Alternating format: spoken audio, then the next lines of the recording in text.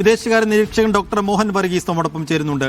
Doctor Mohan Varghese, ഇപ്പോൾ ഇറാന്റെ supreme കമാൻഡറുടെ വധത്തിന് ശേഷമുള്ള ഈ സമയം വരെയുള്ള ഈ സംഘർഷത്തിന്റെ ഗതിവിഗതികൾ വിലയിരുത്തുമ്പോൾ ഇതിന്റെ ഇനിയുള്ള മുന്നോട്ട് പോക്ക്, അതിന്റെ ഭാവിയെ എങ്ങനെയാണ് അങ്ങ് കാണുന്നത്? ഇനിയുള്ള ദിവസങ്ങൾ ഏതാണ്ട് ഒരു ദിവസവും 1.5 ദിവസം പിന്നിട്ടിരിക്കുന്നു ആക്രമണം തുടങ്ങിയതിനു ശേഷം.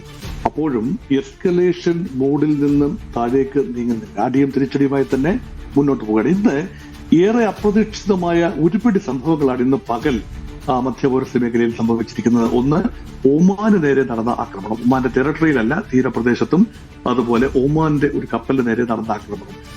പിന്നീട് അതിവിദൂരമായ സ്ഥലമായ സൈപ്രസിലേക്ക് ഇറാൻ അപ്രതീക്ഷിതമായി നടത്തിയ ഒരു ആക്രമണം. അത് എല്ലാവരെയും ഞെട്ടിക്കുന്ന കാര്യമാണ്. സൈപ്രസ് എങ്ങനെയാണ് രംഗത്ത് വരിക? അവിടെയാണ് ബ്രിട്ടീഷ് നാവിക താവളം ഉള്ള സൈപ്രസ് ആണ്. മറ്റൊന്ന്, ഏറ്റവും നിർണായകമായ 2 വിവരങ്ങൾ. ഇറാന്റെ ആക്രമണം ഇസ്രായേൽ നേരെ ഉണ്ടാകുന്നു. അവിടെ സാമാന്യം വലിയ ആൾനാശം ഉണ്ടാകുന്നു. വലിയ നമ്പർ ആളുകൾക്ക് പരിക്കേൽക്കുന്നു.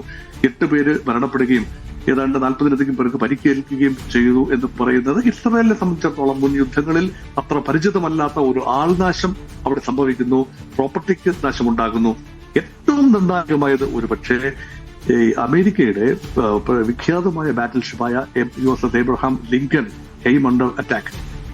എത്രത്തോളം നാശനഷ്ടങ്ങളുണ്ട് എന്നതിനെ കുറിച്ച് കൃത്യമായ സ്ഥിരീകരണമില്ല എങ്കിലും ഇത് കാട്ടുന്നത് ഇറാന്റെ ഭാഗത്ത് നിന്ന് യാതൊരു നോ ഹോൾഡ് ബാർഡ് എന്ന രീതിയിൽ ഒരു വിശാലമായ ക്യാൻവാസിലേക്ക് യുദ്ധം കൊണ്ടുപോകും എന്ന ഇറാന്റെ ആ ഒരു ഭീഷണി യഥാർത്ഥത്തിൽ ഗ്രൗണ്ടിൽ നടപ്പിൽ വരുത്തിക്കൊണ്ടിരിക്കാൻ തീരുമാനിച്ചു എന്നത് തന്നെയാണ് കാണുന്നത്.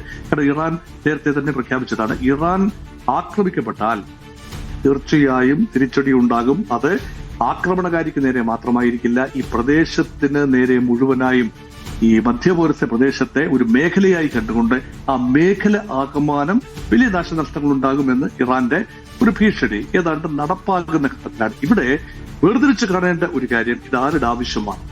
ഈ ടെൻഷൻ വലിയ സ്ഫോടനത്തിലേക്കും എസ്കലേഷനിലേക്കും ഫർദർ എസ്കലേഷനിലേക്കും പോകേണ്ടത് ആരുടെ ആവശ്യമാണ്? ഇപ്പോഴത്തെ നിലയിൽ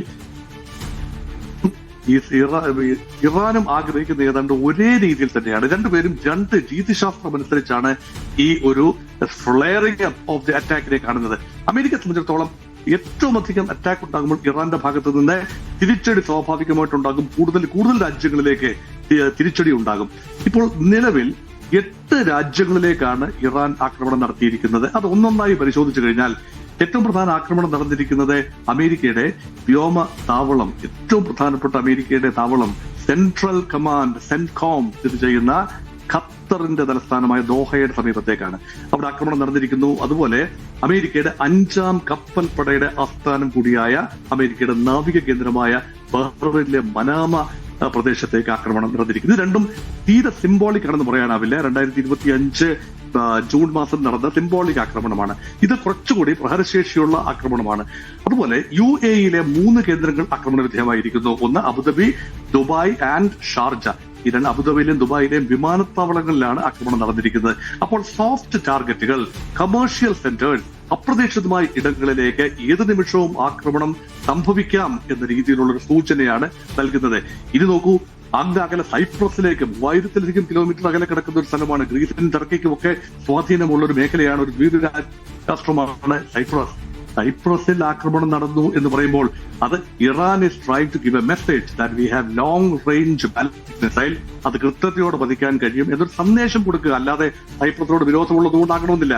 അത് മാത്രമല്ല, ബ്രിട്ടൻ ഉൾപ്പെടെയുള്ള രാജ്യങ്ങൾ അമേരിക്കൻ ചേരിയിൽ നിന്നും ലേശം മാറി സംശയത്തോടെ നിന്നത് ഒരുപക്ഷെ അമേരിക്കൻ ചേരിയിൽ കൂടുതൽ ഉറയ്ക്കുന്ന കാഴ്ചയാണ്. അങ്ങനെയാണ് ക്യാപ് സ്റ്റാമർ കഴിഞ്ഞ ഏതാനും മണിക്കൂറുകൾക്ക് മുമ്പ് നടത്തിയ പ്രസ്താവന ആ രീതിയിലാണ്. അതുകൊണ്ട് വ്യാപകമായ അർത്ഥത്തിൽ ആക്രമണം നടത്തുകയും അങ്ങനെ ഉണ്ടാകുന്ന ഒരു സമ്മർദ്ദം അമേരിക്കയെയും ഇസ്രായേലിനെയും യുദ്ധത്തിൽ നിന്നും പിന്തിരിപ്പിക്കുകയും ഒരു സമാധാന ശ്രമത്തിന് വരികയും ചെയ്യുക എന്നതാണ് ഗെയിം പ്ലാൻ.